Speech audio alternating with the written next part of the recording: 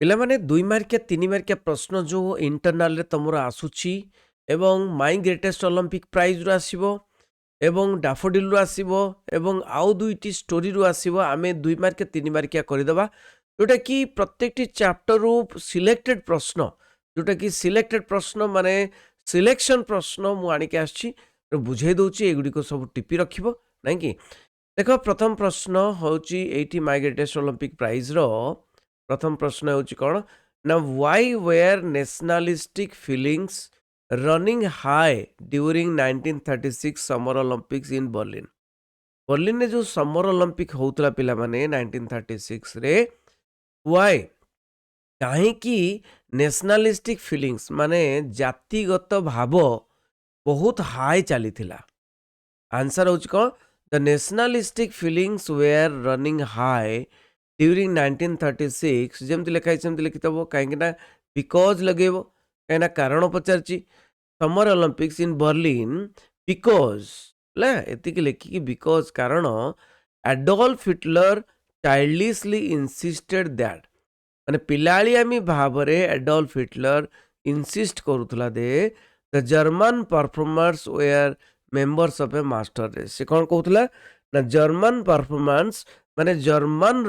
Germany रो performers माने खेलाड़ी माने members of a master race गोटे मास्टर जातिर माने सबुठारु बड़ जातिर बोली भाबुतला। 2 नंबर प्रश्न व्हाई वाज नॉट जेसे veins worried about the feelings of German. कहीं की जेसे वेन्स व्यस्त नथिले, बहुत इंपोर्टेंट प्रश्न एटा पढ़ी पारे। व्यस्त नथिले about the feelings of the German. German माने जो फीलिंग्स करूचंती जे से माने गोटे कौन ना तांकर परफॉर्मेंस माने होची master race row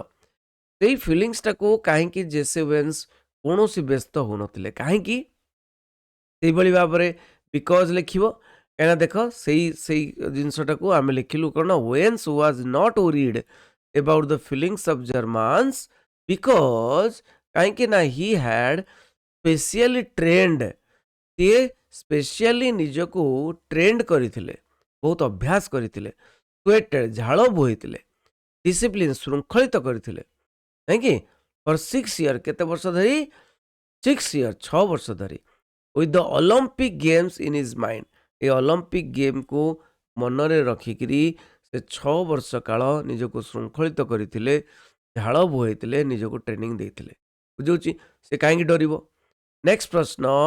3 number what made people believe that Owens would win the long jump easily. What made the people believe लोक मानक कौन बाध्य करथिला विश्वास करबा पाई जे ओवेन्स वुड विन जेसे ओवेन्स ही जीतिबे लॉन्ग जंप रे इजिली, बहुत इजिली सुविधा रे। काहे कि ना the world record of 26 feet 8 inch जो वर्ल्ड रिकॉर्ड सेट करथिले से the world record of 26 feet 8 inch जोटा कि सेटअप बाय ओवेन्स जो सेट करथिले एज ए यूनिवर्सिटी स्टूडेंट भावरे before the advent of the Berlin Olympic games पूर्वरु that made the people believe that he would win the long jump easily. एटा ही लोक मानन को विश्वास करबा को माने बाध्य करथिला जे से लॉन्ग जंप रे जीतिबे बोली।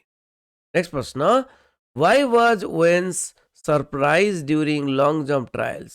कहीं कि Owens जैसे Owens सरप्राइज मैंने आश्चर्यजनित हेले यही लॉन्ग जंप ट्रायल समय। इन बर्लिन जैसे Owens was surprised during long jump trial to see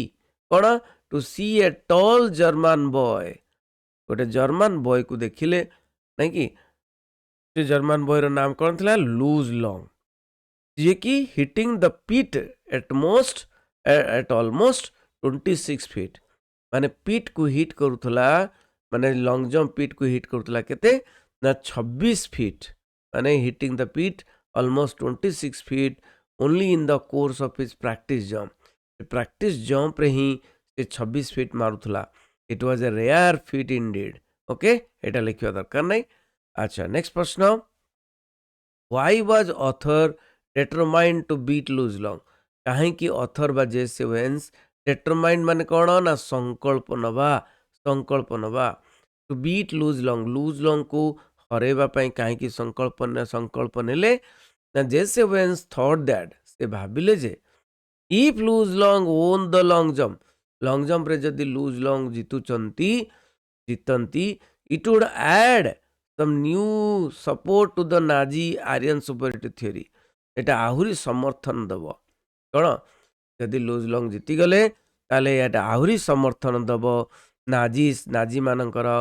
ए जो आर्यन सुपरियरिटी थ्योरी तांकर थिला एवं निज जाति को बहुत बड़ कहते तेणु आर्यन सुपरियरिटी थ्योरी को आहुरी समर्थन दब तेणु मोर ओवर एज ए निग्रो गोटे निग्रो भाव में he determined himself निज को संकल्प नेले to go out to the field to really show Hitler नहीं तो हिटलर को देखे देवे एंड इज मास्टर रेस को देखे देवे who was superior and who was not किए सुपीरियर नुहे 6 नंबर प्रश्न how did Luz Long help Jesse Owens in qualifying for the final jump केमिति लूज लॉन्ग हेल्प कले जेसेवेंस को क्वालिफाई करबा पई फाइनल जंप रे केमिति ना लूज लॉन्ग सजेस्टेड ओवेंस को सजेस्ट कर लूज लॉन्ग कौन ना to draw a line few inches at the back of the board जो बोर्ड अच्छी से बोर्ड रो गार ठारू कौन किछि छाड़ी गोटे लाइन खिंची देवा पई कहले and aim at making the take up from there take up माने जंप सेठू जंप करिवे this suggestion really worked a suggestion काम कला and helped Owens in qualifying for the final jump एवं ओवेंस को क्वालिफाई करबा पई सहाय्य कला नेक्स्ट प्रश्न करदेव सब प्रश्न गुड़िक नोट गुड़क लिखिदेव what was the greatest Olympic prize for Jesse Owens के पई ग्रेटेस्ट ओलंपिक प्राइज कोटा थिला the greatest Olympic prize for Jesse Owens was the friendship he formed with Luz Long greatest prize ता थिला कौन ना friendship with Luz Long when Jesse Owens won the gold medal जितेबेले Jesse Owens gold medal जीतिले Luz Long कौन कले ताको congratulated him ताको कंग्रेचुलेट कले by shaking his hand and से करिकी and with a heartfelt smile हृदय सहित स्माइल देले तो Jesse Owens friendship with Luz Long was his greatest Olympic prize जेसेवेंस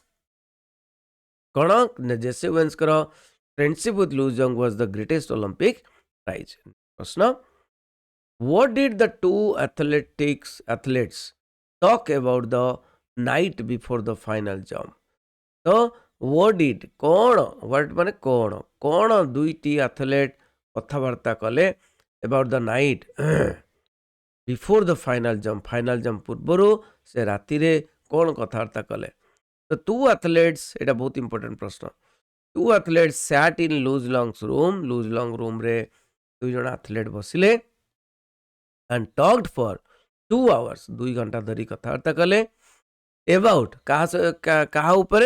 about the track ऊपर आउ द फील्ड ऊपर and about themselves निज कथबार्ता कले दे also talked about आउ कौन दे also talked about एटा किसी लिखा दरकार नहीं तेणु कौन कथबार्ता कले ट्रैक ऊपर कथबार्ता कले फील्ड ऊपर एंड अबाउट themselves नेक्स्ट प्रश्न 9 number who was Paul de Coubertin एटा बहुत इंपोर्टेंट प्रश्न व्हाट वाज हिज आइडियल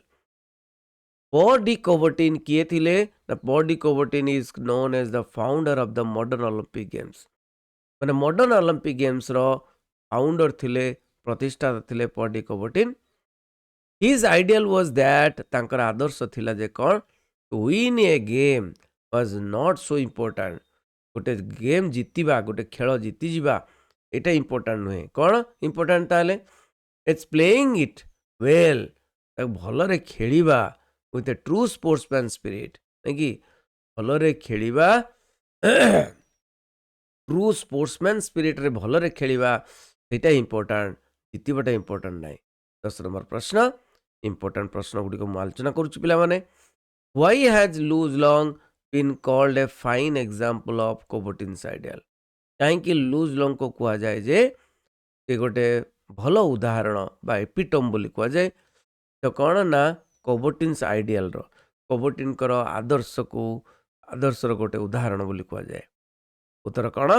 ନା Luz Long has been called a fine example of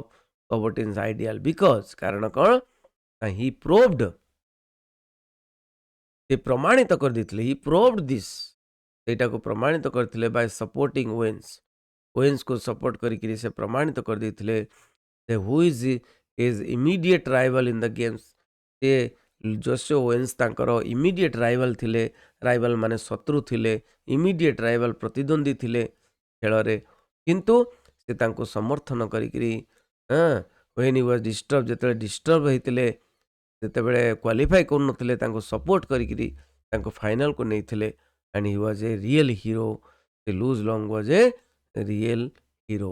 ତେଣୁ କବୋଟିନ୍ଙ୍କ ଆଇଡ଼ିଆଲର ଗୋଟେ ଏକ୍ଜାମ୍ପଲ୍ ହେଉଛନ୍ତି ଲୁଜ୍ ଲଙ୍ଗ୍ ବୁଝିଲା ପିଲାମାନେ 10ଟି ପ୍ରଶ୍ନ ବହୁତ ଇମ୍ପୋର୍ଟାଣ୍ଟ ପ୍ରଶ୍ନ ସବୁ ସବଜେକ୍ଟର ସବୁ ଚାପ୍ଟରର ଆମେ ଆଲୋଚନା କରିବା ଚିନ୍ତା କରିବା ଦରକାର ନାହିଁ ଥ୍ୟାଙ୍କ ୟୁ ଭେରି ମଚ୍ ରହିଲି ବନ୍ଦେ ଉତ୍କଳ ଜନନୀ।